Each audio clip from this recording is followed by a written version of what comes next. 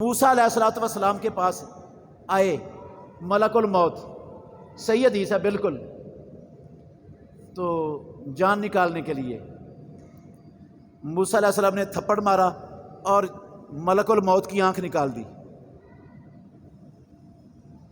تھپڑ مارا اور آنکھ نکال دی موسیٰ علیہ السلام نے، صحیح حدیث سنا رہا ہوں، یہ کوئی کہانی نہیں ہے، صحیح بخاری کی حدیث ہے۔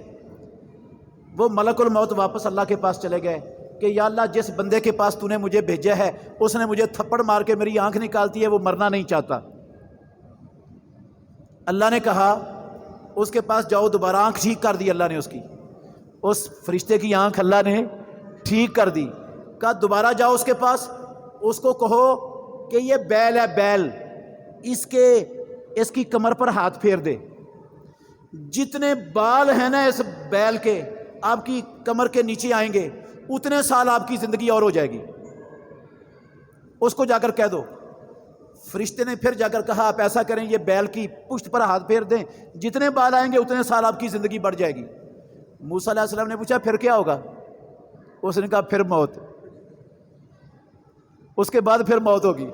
کہا اگر اتنے سال بعد مرنا ہے تو پھر ابھی لے جا مجھے، پھر ابھی لے جا۔